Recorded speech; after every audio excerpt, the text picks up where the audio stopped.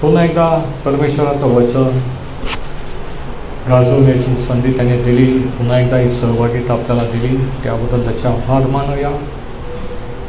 आणि good Friday झाला, Easter झालेला आहे आणि जिथून आपण ब्रेक घेतला होता तिथून आता आपण परत सुरुवात करीत आहोत. उत्पत्तीचं पुस्तक याचा 36वा अध्याय आणि ह्या संदेश मालिकेचं नाव आहे फिनिशिंग वेल किंवा चांगला शेवट होणे. आणि या मालिकेत आपण पाहत आहोत की असे लोक जे देवाच्या धार्मिक घराण्यात जन्मलेले होते, निवडलेले होते, अब्रामाच्या घराण्यातले होते. कोणाचा चांगला सुरुवात चांगली झाली पण कोणाचा शेवट चांगला झाला, कोणाचा नाही झाला. म्हणून तुमच्या जीवनाची सुरुवात, तुमचा जन्म, तुमचं घराणं कसं होतं, कुठं जन्माला, काय केलं हे नाही, पण देवाकडे आल्यानंतर शेवट कसा होतो हे महत्त्वाचं आहे.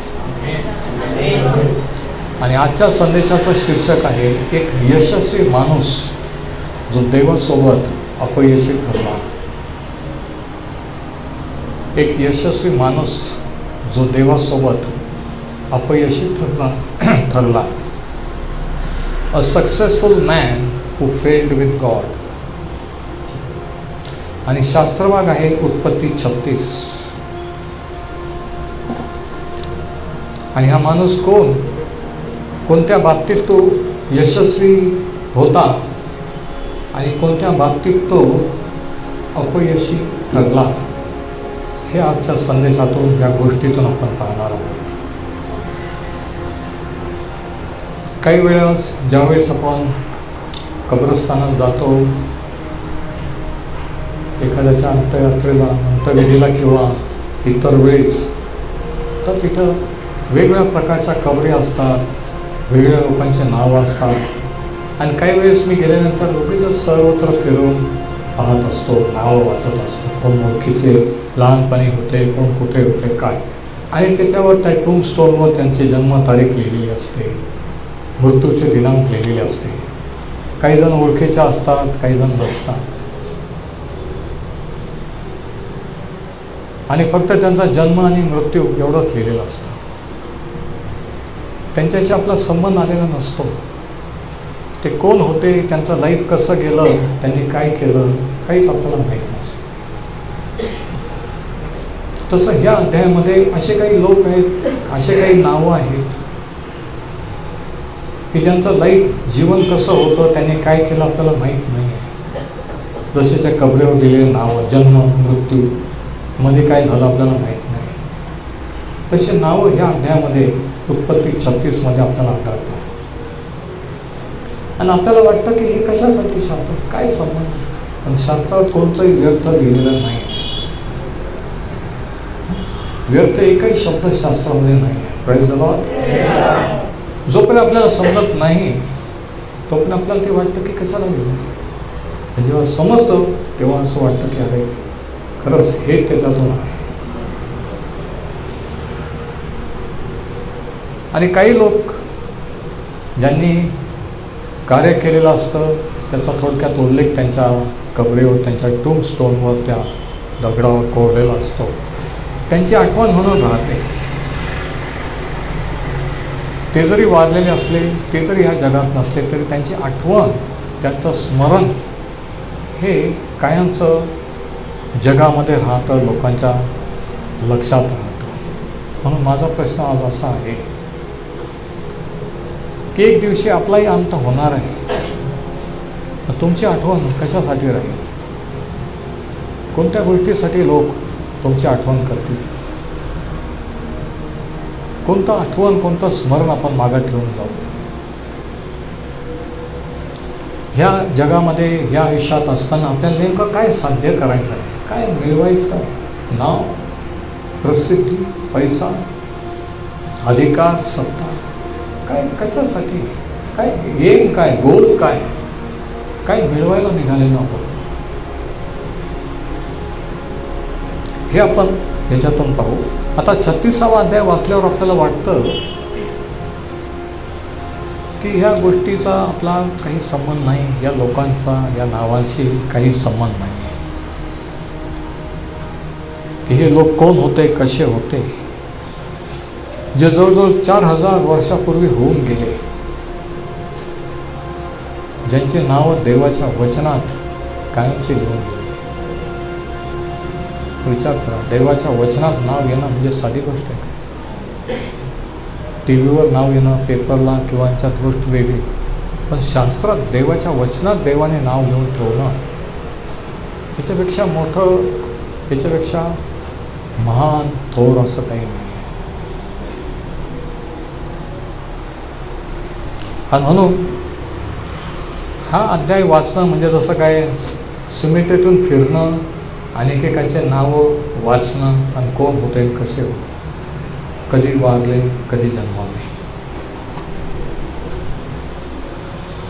आणि ह्या अध्यायामध्ये काय आहे हे पहिल्या वचनात सांगितलेलं आहे. एसाव म्हणजे अदोम याची वंशावळ. म्हणजे ही वंशावळी एसावाची होती. याकोबाने एसाव,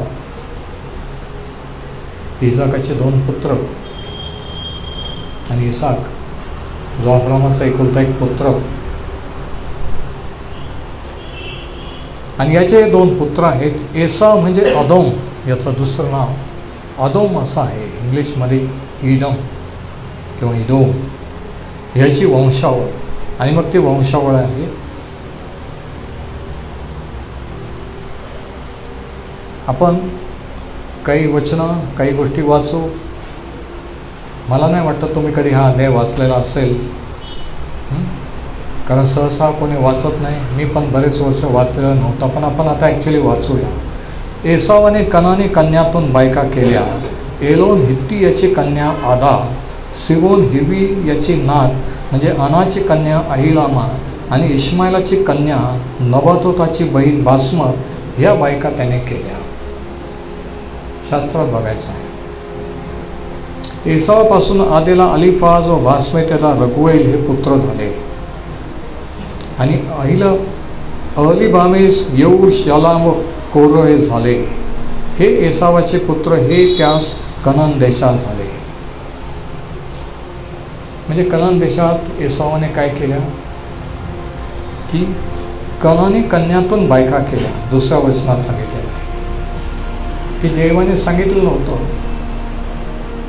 जे करू नये, ज्यांच्याशी सोयी संबंध ठेवू नये, त्यांच्यातून त्याने बायका केल्या. म्हणजे उघड उघड बंडखोरी देवाविरुद्ध.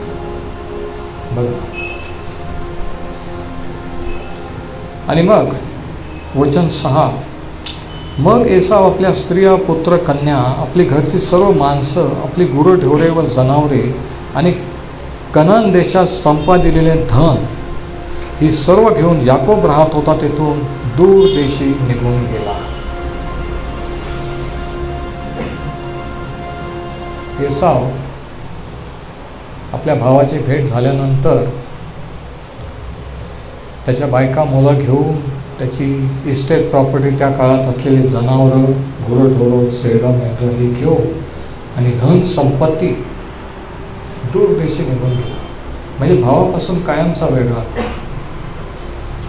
पण तो काही गरीब नव्हता. त्याच्याजवळ धन संपत्ती होती, मुलं बाळं होते, त्याच्याजवळ सर्व काही विपुल होतं. जगाच्या स्टँडर्डने, जगाच्या दृष्टीने तो श्रीमंत असा होता, टॉप क्लास होता, यशस्वी असा होता. वचन 7, कारण त्यांची संपत्ती एवढी वाढली की त्यांना एकत्र राहण्याची सोयच नव्हती. विचार करा. आणि कोणामुळे? देवाने अब्रामाला दिलेल्या वचनामुळे. एसाव आज्ञापालन करणारा होता, चांगला माणूस होता, किंवा देवाला घेऊन वाढणारा होता म्हणून नाही. त्या घराण्यात होता, अब्रामाच्या घराण्यात, आणि देवाचा आशीर्वाद त्या घराण्यावर होता. कधी कधी आपल्याला वाटतं की आपल्यामुळे आपण आशीर्वादित झालो. नाही, दुसरं कोणीतरी आपल्या कुटुंबात, घराण्यात देवाच्या मार्गात चालणारं असतं, होऊन गेलेलं असतं, आणि त्याच्यामुळे आपण त्याचे फळ भोगत असतो, त्याच्या आशीर्वादाचा अनुभव घेत असतो. आणि मग लोकांना वाटतं की मी इतका वाईट असून मी तर कधी प्रार्थना करत नाही, चर्चला जात नाही, तरी सगळं चांगलं कसं चाललं? याचं कारण हे असतं, ते तुमच्यामुळे नाही, कोणीतरी तुमच्यासाठी मध्यस्थी केलेली त्या घराण्याला त्यांना देवाने आशीर्वादित केलेला आणि तुमचे ते नातेवाईक होते, होऊन गेले म्हणून. आता त्यांची संपत्ती एवढी वाढली की त्यांना एकत्र राहण्याची सोय नव्हती. विचार करा, म्हणजे किती श्रीमंत होता तो. तसे त्यांची गुरंढोरं फार वाढल्यामुळे ज्या देशात ते उपरी होते तेथे तेवढ्यांचा समावेश होईना. हे एवढे सर्व जनावरं माणसं या दोघांचे एका ठिकाणी राहता येईल, एवढी गर्दी, एवढा आशीर्वाद. विचार करा की जागाच नाही, राहायलाच जागा नाही.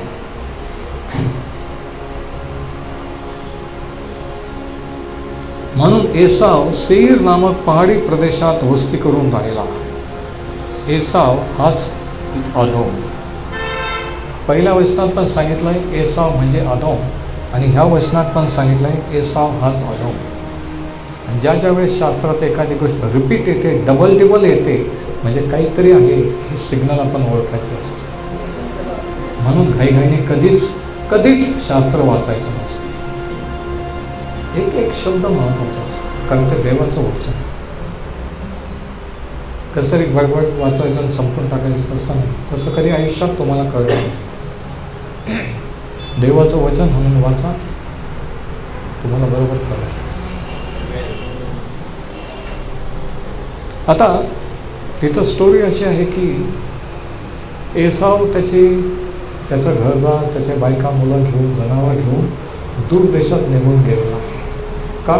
कारण दोघांची एवढी मालमत्ता, संपत्ती वाढली, एवढे जनावरं वाढले की एका गावात राहता येईल.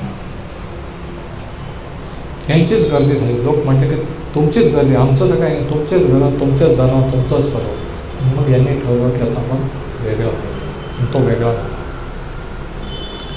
सेईर नामक पहाडी प्रदेशात राहणाऱ्या अदोमी लोकांचा मूळ पुरुष एसाव याची वंशावळी. आणि तो कुठं राहत होता? सेईर नामक पहाडी प्रदेशात, शास्त्रात बघा. आणि देवाने कुठं राहायला अब्रामाला आणि त्याच्या संततीला दिलं होतं? वतनाच्या देशात जाऊन. पण तो वतनाच्या देशात आहे का? देवाने नेमल्या ठिकाणी आहे का? तो समृद्ध झालेला आहे का? पैशावाला झालेला आहे का? हो, तो समृद्ध झालेला आहे. त्याच्याजवळ सर्व काही आहे, घरदारा, इस्टेट प्रॉपर्टी आणि जनावरं वगैरे. पण देवाने नेमलेल्या ठिकाणी नाही. त्याच्या मनाने, त्याच्या इच्छेने तो भलतीकडे जाऊन राहायला लागलेला आहे. आणि आज कितीतरी देवाचे लोक समृद्ध तर आहेत, यशस्वी तर आहेत, पण देवाने नेमलेल्या ठिकाणी नाही आहेत. बंडखोरी केलेली आहे. देवाच्या लोकांपासून, देवापासून दूर गेलेले आहे. जगाच्या दृष्टीने ते समृद्ध झालेले आहे, टॉपला आहे, सगळं चांगलं चाललेलं आहे. देवाची गरज पण वाटत नाही. कारण सगळं जर असलं तर देवाची गरज काय? लोक देवाची देवदेव कधी करायचं, काही प्रॉब्लेम आला, दुखणं आलं, आजारी आलं तर मग देवाकडं. चांगलं चाललं की देव. म्हणजे देव हा जसं काहीतरी काठी म्हाताऱ्या माणसाच्या हातात. देव म्हणजे काहीतरी आपला वीक पॉईंट, परंतु तसं नाही. अशा लोकांना देव कळलेला नाही. अशा लोकांना ते स्वतः कोण हे पण कळलेलं नाही, की ते कशासाठी जगतात आहेत, कशासाठी जन्मलेले आहेत, हे पण त्यांना कळलेलं नाही. हां, जगाच्या दृष्टीने ते श्रीमंत आहेत, सगळं व्यवस्थित चाललेलं आहे, मुलं बाळं आहेत. म्हणणारच नाही का आम्हाला टाईम नाही चर्चला, शास्त्राला, कारण ह्याचं महत्त्व वाटणारच नाही, गरज वाटणारच नाही. अशा प्रकारचा माणूस हा एसाव आहे, की ज्याला माहीत असून सुद्धा ज्याने याकोबाची संगत सोडली आणि स्वतः तो प्रदेश निवडला आणि सेईर नामक पहाडी प्रदेशात तो निघून गेलेला आहे. 9वं वचन. आणि मग पुढं त्याची वंशावळी सांगितलेली आहे की त्याला किती मुलं मुली झाल्या. आणि त्या वंशावळीमध्ये आपण पाहतो की काही राजे होते, काही सरदार होते, काही सेनाप्रमुख म्हणजे प्रतिष्ठित पुरुष होऊन गेले. परंतु तो जरी जगिकदृष्ट्या यशस्वी होता तरी तो देवासोबत अपयशी ठरलेला. आणि म्हणून खरं यश हे जगात काय मिळवलं, किती प्रॉपर्टी मिळवली आणि किती काय केलं याच्यावर नाही, तर देवाने आपल्याला कशासाठी जन्माला घातलं, कशासाठी आपण इथं आहोत, जिवंत आहोत, काय करण्यासाठी, ते जर नाही कळलं तर काहीच नाही कळलं. आणि म्हणून प्रभू ईश्वराने म्हटलं की मनुष्याने सर्व जग मिळवलं आणि आत्म्याचा नाश केला तर त्याला काय. जग मिळवण्याच्या मागे अलेक्झांडर द ग्रेट होता, सिकंदर बादशाह. अर्ध्याच्या वर लढाया करून जग जिंकलं आणि शेवटी त्यानेच त्याचा प्राण गमावला.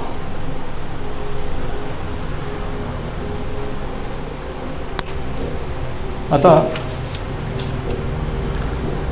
प्रश्न असा आहे की हा अध्याय आणि हे सगळे नावं, त्याला कोण झाले, त्याच्या मुली कोण, मुलं कोण, आपल्याला माहीत पण आहे की त्यांचं जीवन कसं होतं, त्यांनी चांगलं केलं का वाईट केलं, पण तरी त्यांची नुसते नाव आहेत. जसं त्या कब्रस्थानात बोर्डवर, प्रत्येक पाट्यावर कबरीच्या मी तुम्हाला सांगितलं.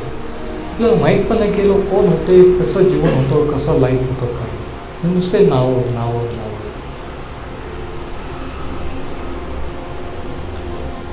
म्हणून प्रश्न असा आहे की हा शास्त्रभाग किंवा हे सगळं देवाने त्याच्या वचनात का लिहिलेलं आहे. आणि याचे मला वाटतं की 2 कारणं आहेत. पहिलं कारण हे की ज्यावेळेस मोशाने हे पहिले 5 पुस्तकं लिहिले त्यावेळेस इस्रायल लोक 40 वर्षाचा वनवास, अरण्याचा प्रवास संपवून वतनाच्या देशाच्या बॉर्डरवर आलेले होते आणि आता वतनाच्या देशात प्रवेश करायचा होता. आणि त्या बॉर्डरवर त्यांना अदोमी लोक भेटले आणि मोशाने विनंती केली की आम्हाला आता पलीकडे देवाने नेमलेल्या वतनाच्या देशात जायचं आहे, आम्हाला तुमच्या देशातून जाऊ द्या. जो काही खर्च होईल, आमचे जनावरं, माणसं, पाणी पिऊ, तो खर्च आम्ही तुम्हाला देऊ, पण आम्हाला थोडं पाणी द्या, जनावरांना काय लागेल ते हे द्या आणि आम्हाला तुमच्यामधून जाऊ द्या. आणि ते लोक म्हटले की नाही, आम्ही जाऊ देणार नाही. आणि हे लोक कोण होते? अदोमी. म्हणून 2 वेळेस काय लिहिलेलं आहे? एसाव म्हणजे अदोम. म्हणजे अदोमी लोक हे एसावाची संतान होते की ज्यांनी इस्रायलाला मदत केली नाही. किती जणांना समजतं? त्यांनी सरळ सांगितलं की नाही, आमच्यातून जायचं नाही, आम्ही कोणत्या प्रकारची मदत तुम्हाला करणार. आता कळलं, 2 वेळेस एसाव म्हणजे अदोम का लिहिलेलं आहे. आणि इस्रायल लोकांना प्रश्न पडला की अदोमी लोक कोण. आणि काही जणांनी ठरवलं की आता आम्ही, पण मोशाने सांगितले परमेश्वर त्यांना पाहून घे. कारण ते पण नात्यातले होते, ते पण बंधू होते, पण त्यांना माहीत नव्हतं ते दुश्मनासारखे वागत होते.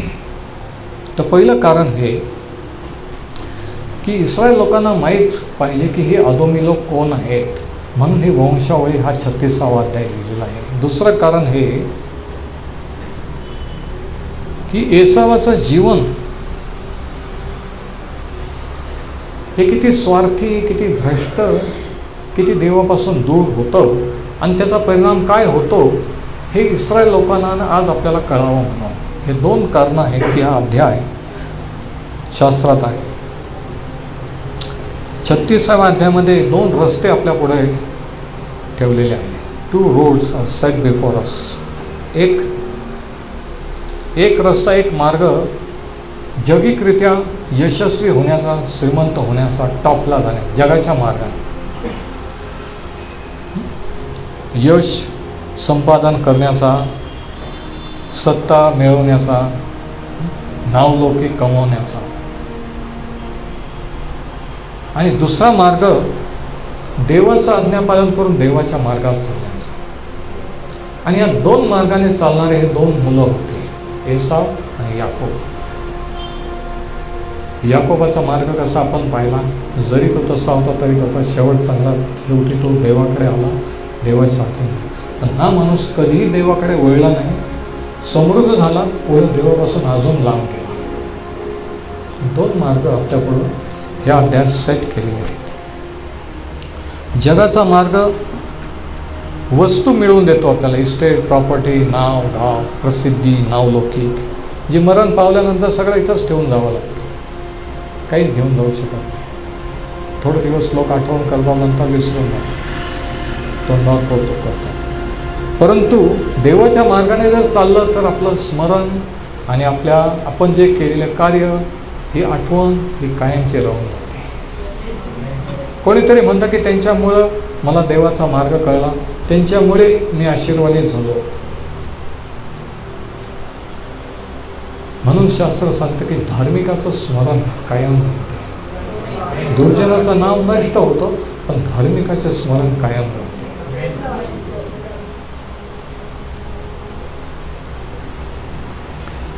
तर मग ह्या अध्यायातून जर कोणता धडा आपण शिकू शकत असतो तर तो एकच धडा आहे, आणि तो म्हणजे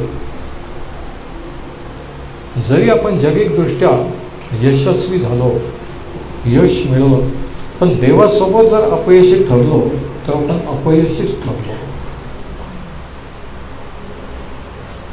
येऊन घ्या, हा महत्त्वाचा धडा आहे. If you succeed by worldly standard but fail with God we have failed. If we succeed in worldly standard and fail with God, we have failed.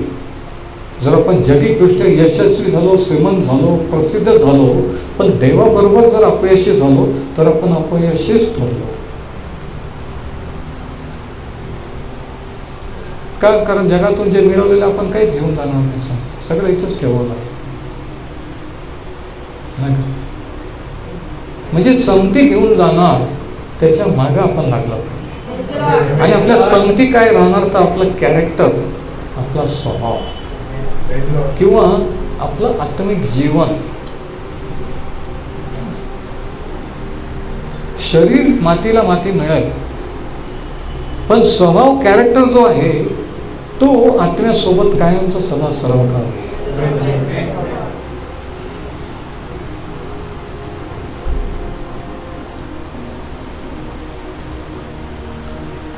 तर आता ह्या शास्त्र भागातून आपण कोणत्या 4 बाबतीत एसाव आणि त्याचे वंशज जैविकदृष्ट्या यशस्वी ठरले पण देवाच्या दृष्टीने अपयशी ठरले ते आपण पाहूया. 4 गोष्टीत, 4 areas in which Esau and his descendants succeeded in this world but failed with God terribly. 4 areas, 4 बाबतीत एसाव आणि त्याच्या वंशावर, त्याचा घराणा जैविकदृष्ट्या यशस्वी ठरले पण देवाच्या सोबत अपयशी ठरले, फेल गेले. पहिली गोष्ट, पहिला पॉइंट, 36वा अध्याय 2रं वचन. एसावाने कनानी कन्यातून बायका केल्या. कनानी, ज्या देवाने सांगितलं ज्यांच्याशी सोयी संबंध ठेवू नये त्याच्यातूनच मुद्दाम, आणि बायको नाही तर बायका, एक स्त्री एक पुरुष ही देवाची योजना होती. परंतु भ्रष्ट लोक नंतर जे झाले त्यांनी एकपेक्षा अनेक स्त्रिया केल्या, त्याच्यापैकी हा होता. बायका असं लिहिलं आहे. आणि पुढे जर तुम्ही वाचलं तर त्यांनी 3 बायका केलेल्या वेगवेगळ्या देशाच्या, आणि तिघींनाही लेकरं झाली, आणि ते मोठमोठे हुशार मुलं झाले, काही राजे झाले, काही कोण झाले, प्रसिद्ध झाले, नावलौकिक झाले, श्रीमंत झाले.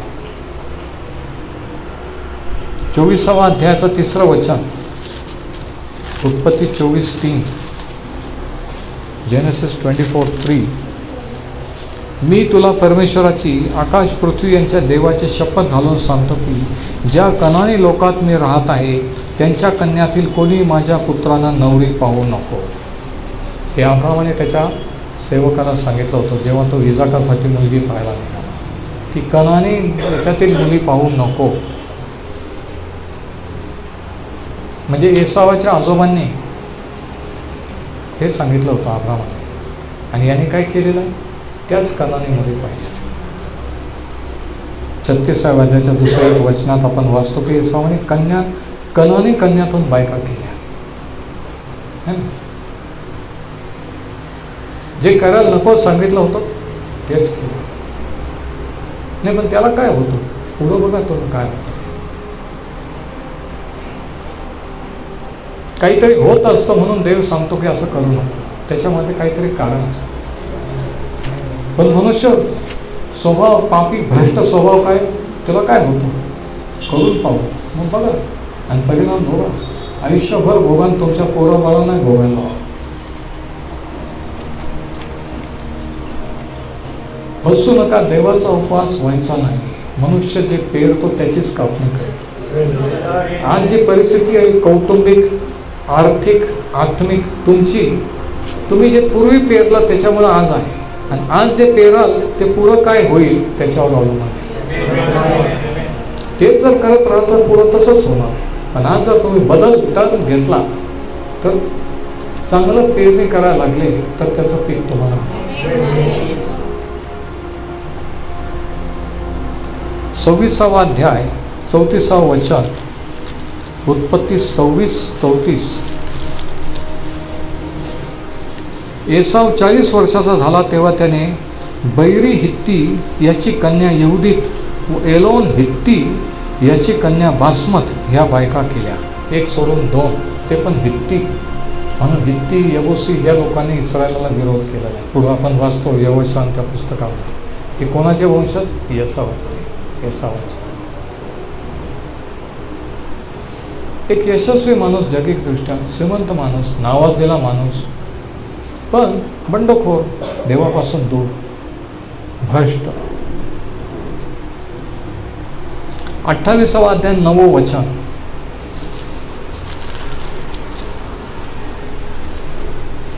एसाव इश्माएलाकडे गेला आणि त्याने इश्माएल बिन अब्राम याची कन्या नबातोताची बहीण महलत हिच्याशी विवाह करून तिला आपल्या बायकात सामील केले.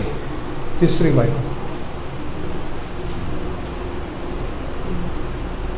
कशा प्रकारचा माणूस होता एसाव, हे अशा प्रकारचं.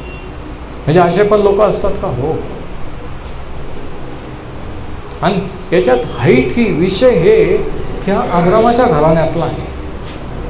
एखादा भ्रष्ट फालतू पापी घराण्यातला असतं तर ठीक आहे. अब्रामाच्या घरात म्हणजे धार्मिक घराण्यात असे मुलं मुली जन्माला येऊ शकतात का, हो.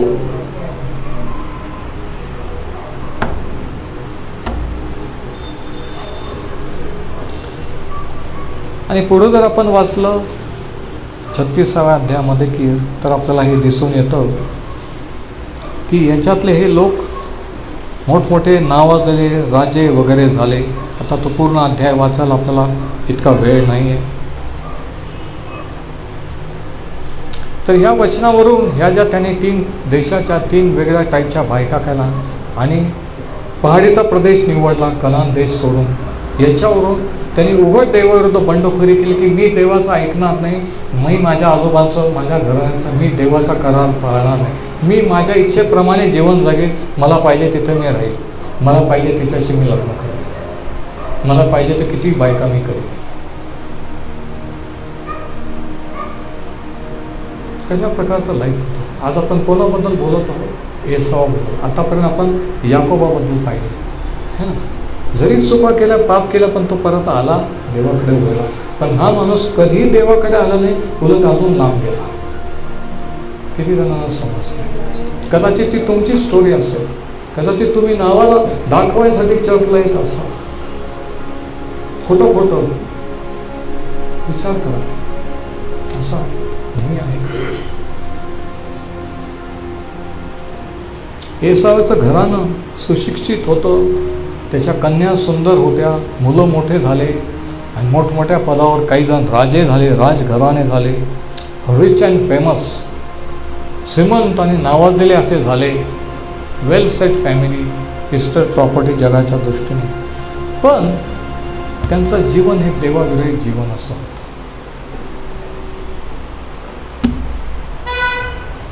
देवाविरहित असलेलं जीवन. आणि म्हणून खरं यश हे तेव्हा असतं जेव्हा आपण देवाच्या मार्गात चालत असतो. म्हणून पहिला धडा हा की जगिकदृष्ट्या सुंदर कुटुंब म्हणजे देवाचं आशीर्वादित कुटुंब नव्हे. A beautiful family does not equal a blessed family.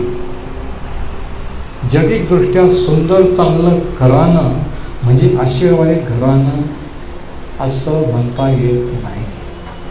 आज कितीतरी लोक सगळं चांगलं आहे, चांगले लोक आहेत, वेल सेट आहेत, पैसा पाणी इस्टेट प्रॉपर्टी, पण देवाचा आशीर्वाद नाही, देवच माहीत नाही. म्हणून चांगलं घराणं, सुशिक्षित मुलं, इस्टेट प्रॉपर्टी म्हणजे आशीर्वादित आहेत असं नाही. हा पहिला धडा. दुसरा धडा वचन 6 ते 8 36वा अध्याय. मग एसाव आपल्या स्त्रिया, पुत्र, कन्या, आपली घरची सर्व माणसे, गुरंढोरे, इतर जनावरे आणि कनान देशात संपादिलेले धन सर्व घेऊन याकोब राहत होता तेथून दूर देशी निघून गेला. याकोबपासून वेगळा झाला, कारण त्यांची संपत्ती एवढी वाढली की त्यांना एकत्र राहण्यास सोय नव्हती. तसेच त्यांची गुरंढोरे फार वाढल्यामुळे ज्या देशात ते उपरी होते तेथे तेवढ्यांचा समावेश होईना. याच्यावरून दुसरा धडा काय? जगिकदृष्ट्या एसाव श्रीमंत होता, यशस्वी होता.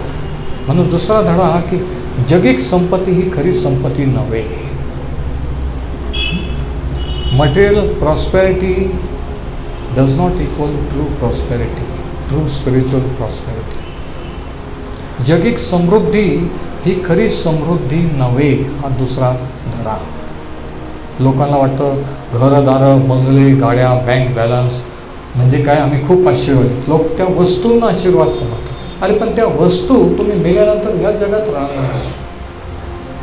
त्या वस्तू आहे, आशीर्वाद त्याला नाही म्हणा. आशीर्वाद आहे म्हणून त्या वस्तू मिळालेल्या आहेत.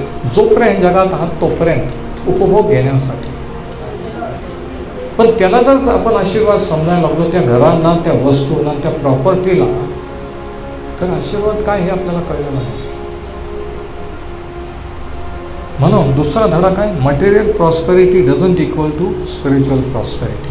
जगिक संपत्तीची आणि आत्मिक संपत्तीची बरोबरी होऊ शकत नाही.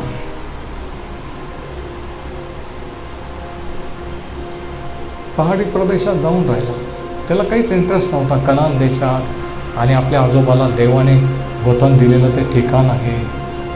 आपल्या घराण्यातून एक देश निर्माण होणार आहे. आपल्या घरातून जगाचा तारणारा एक दिवशी येणार. त्याला काहीच घेणं नव्हतं. त्याला फक्त आजच्या पुरतं तो जगत होता. आज आहे ना बस, उद्या नसलं तरी चालत. जगिकदृष्ट्या लोक मला काय म्हणतील, समाज मला काय म्हणेल, माझं नाव होईल, एवढंच त्याचा गोल होता, एम. कशा प्रकारचा माणूस होता हे सांगा. स्वार्थासाठी जगणारा, तात्पुरत्यासाठी, टेम्पररीसाठी जगणारा. स्वतःला काय मिळेल, कसं मिळेल, कुठून मिळेल. देवाने अब्रामाला वचन दिलेलं होतं, पण त्याला वचनाची पर्वा नव्हती. तो स्वतःचं पाहत. याकोब भटकला नाही असं नाही, पण तो येऊन परत कनान देशात राहिला. पण हा कनान देशातून पहाडी प्रदेशात जाऊन राहिला. उधळा पुत्र उधळला, बाहेर गेला, पण परत घरी आला. पण मोठा मुलगा जो घरात होता तो बाहेरच उभा राहिला. शास्त्रात गेलं की बाप समजूत घालत होता, पण तो आत येईना. इथं ती स्टोरी संपते. भटकून आत येणं बरं, पण बाहेरच भटकणं, आत नाही येणं किती वाईट. तो जगिकदृष्ट्या श्रीमंत होता, पण आत्मिकरित्या गरीब होता. तिसरा धडा 15 वचन बघा, 36वा अध्यायाचं. एसाव वंशातले सरदार झाले ते हे. म्हणजे सरदार म्हणजे रूलर्स, अधिपती, राजकीय पुढारी असं लिहा तुमच्या माहितीसाठी. सरदार.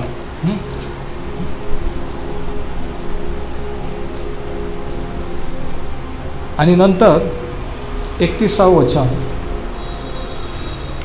वचन 31. इस्रायल लोकांवर कोणी राजाने राज्य करण्यापूर्वी अदोम देशावर ज्या राजाने राज्य केले ते हे. राजांनी हा शब्द, आणि मग त्यांचे नावं आहेत. आणि हे नावं ज्या राजांचे, हे राजे कोणाच्या घराण्यातले होते? एसावाच्या. किती जण ऐकत? चुकीचे उत्तर देऊ. एसावाच्या घरातून राजे निर्माण आले.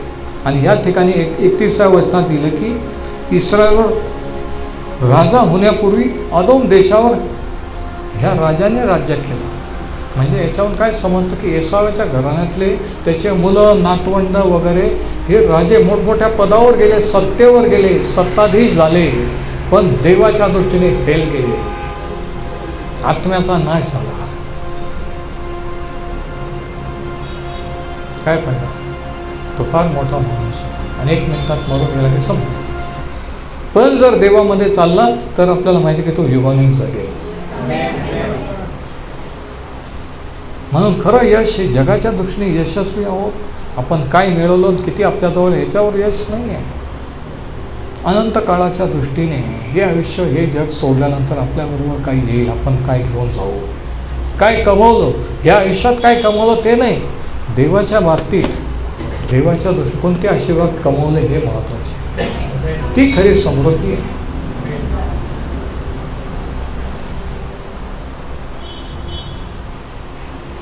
आणि चौथा आणि तिसरा धडा म्हणून हा ही जगिक सत्ता व सामर्थ्य आणि देवाच्या सामर्थ्याची बरोबरी होत नाही. आता हे या एसावाच्या घरातले त्याचे मुलं राजे झाले, सरदार झाले, अधिकारी झाले, जगिक सत्ता मिळवली, जगिकदृष्ट्या ते मोठ्या पदावर आले, परंतु देवाची जी सत्ता आहे त्याची आणि जगाच्या सत्तेची बरोबरी होत नाही.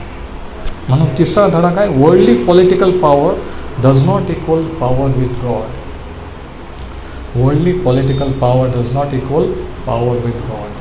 जगाची सत्ता आणि देवाची सत्ता यांची बरोबरी होऊ शकत नाही. जर आपण देवाचे पुत्र आणि कन्या आहोत तर त्याने आपल्याला सत्ता अधिकार दिलेला आहे. तो अधिकार जगात कोणीतरी मोठ्या पदावर असणं, अधिकार पदावर असणं याच्यापेक्षा तो अधिकार मोठा आहे की मी देवाचा पुत्र आणि कन्या आहे. मला पृथ्वीवर सैतानावर त्याच्या दुरात्म्यावर अधिकार दिलेला आहे. हे जर समजलं तर काहीतरी समजलं.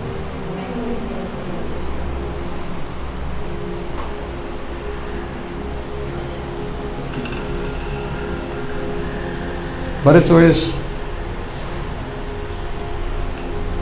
असं वाटतं की जगातले लोक, देवाला न मानणारे लोक जिंकत आहेत, आपल्या पुढं चाललेले आहेत आणि आपण तिथंच नाही. पण जगाच्या दृष्टीने जे यश आहे ते खरं यश नाही आहे. पैसा पाणी समृद्धी म्हणजे नाही आहे, ते तात्पुरतं क्षणिक आहे, ते फक्त ह्या आयुष्यापुरतं आहे, ते आपण घेऊन नाही जाऊ शकत. पण देवाकडून मिळालेला आशीर्वाद, सार्वकालिक जीवन आणि देवाचे आशीर्वाद हे मेलं तरी आपण ते पुढच्या आयुष्यात कायमचं घेऊन जाऊ शकतो. खरी सत्ता, खरा पॉवर हा देवाबरोबर असलेला पॉवर आहे, देवापासून मिळाला पॉवर किंवा अधिकार आहे. तर अशा रीतीने एसावाची वंशावळी ही भ्रष्ट वंशावळी निघाली. जरी ते श्रीमंत होते, राजकारणी होते, सत्तेवर आलेले होते, भ्रष्ट घराणं होतं ते. एसावाने अशा भ्रष्ट मुलांना, भ्रष्ट घराण्याला जन्म दिला, ज्यांनी इस्रायल लोकांना विरोध केला आणि परमेश्वराने सांगितलं की यांच्यातील एकालाही जिवंत ठेवू नका. अदोमी लोक, एसाव म्हणजे अदोम. त्यांनी इस्रायल लोकांना पाणी प्यायला दिलं नाही, एवढी दुसरी.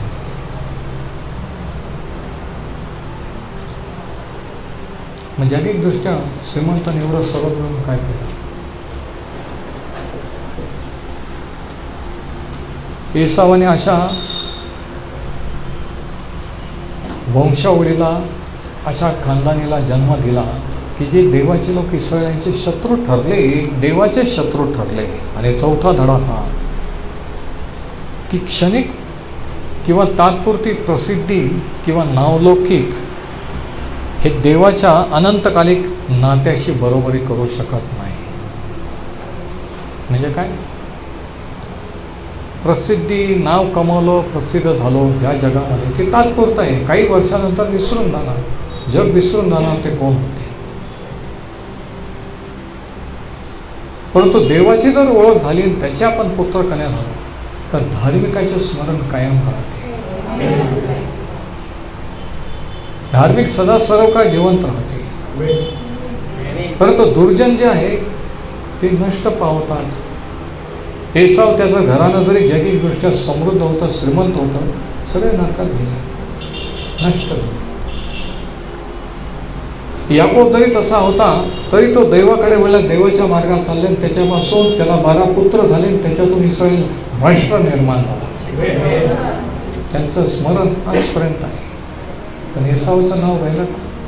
त्यांच्या मुलांचे नाव राहिले का? ते नाव वाचलं तर आपण म्हणतो कोण कोण कोण.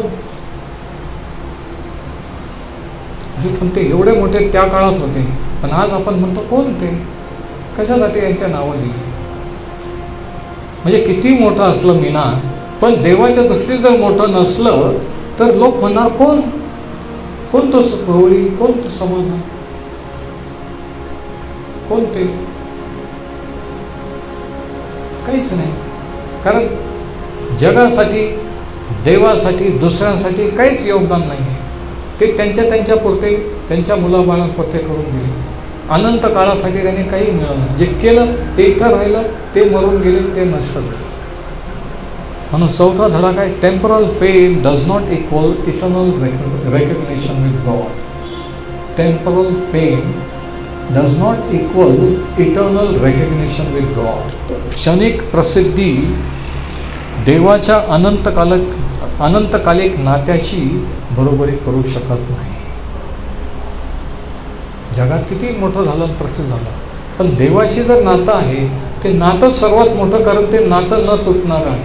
ते ह्या आयुष्यात, नंतरच्या आयुष्यात नाही. पण मरण आल्यानंतर ह्या जगातची नातं तुटणार. ह्या जगातलं नातं फक्त कब्रस्थानापुरतं आहे. त्याच्या पलीकडे कोणाला जाता येत नाही. कुठपर्यंत आहे? त्याच्या पलीकडे आहे. पण देवाशी असलेलं नातं कब्रस्थानाच्याही पलीकडे अनंत काळापर्यंत. म्हणून चौथा धडा हा की क्षणिक प्रसिद्धी देवाच्या अनंतकालिक नात्याशी बरोबरी करू शकत नाही. क्षणिक प्रसिद्धी त्यांनी मिळवली, पण त्यांचं देवाशी नातं नव्हतं. हे एसावाचंही नव्हतं, त्याच्या पोरांचंही नव्हतं, बायकांचंही नव्हतं, पोरींचं कोणाचंच नव्हतं. काय फायदा?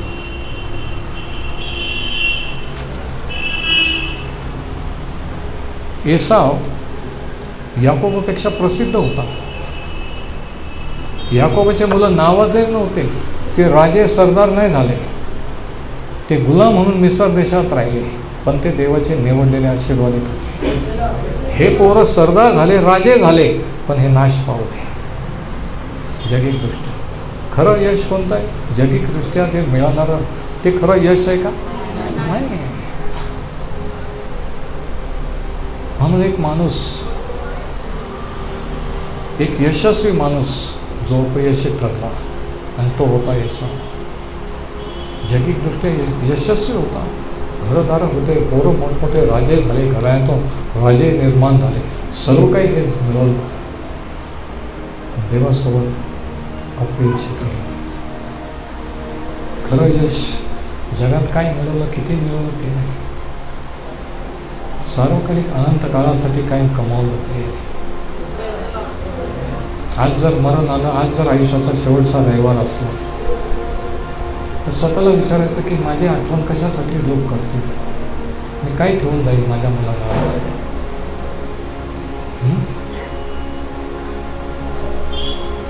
काय ठेवून जाईल? घर, बंगला, गाडी, कशासाठी आठवण?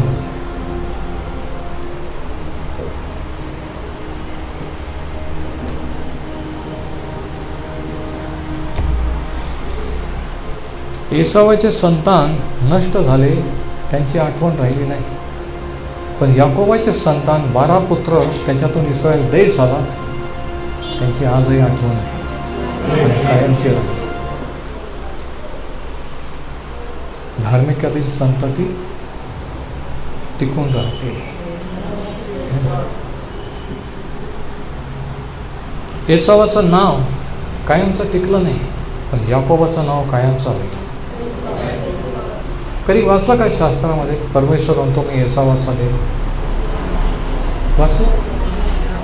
परमेश्वर काय म्हणतो? मी अब्रामाचा, इसाकाचा व याकोबाचा देव आहे. आज कधी तुमचं नाव घेऊन म्हणून कधी मी सोनवणेचा देव आहे, मी शिरसाचा देव आहे, मी जगतापचा देव आहे, असं देव माझ्याबद्दल म्हणेल का? असं स्वतःला विचारायचं. माझ्याबद्दल देवाला काय वाटत असं? एसावाचं नाव देवाने आठवल्याने लोकही विसरले, देवही विसरले. मग काय फायदा झाला यश मिळून? खरं यश ते आहे का? नाही. खरं यश देवाच्या मार्गात चालण्यात. याकोबाच्या घराण्यातून संदेष्टे निर्माण झाले आणि एक दिवशी देवाचा पुत्र जगात आला. तो याकोबाच्या घराण्यातला होता, प्रभू येशू ख्रिस्त. पण एसावाचं घराणं कायमचा नष्ट झाला. आणि म्हणून हे धडे आज आपण शिकूया की एसाव एक श्रीमंत माणूस होता, एक यशस्वी माणूस होता, जो देवासोबत अपयशी ठरला. आज तुम्ही देवासोबत यशस्वी होता. परमेश्वर हे वचन आशीर्वाद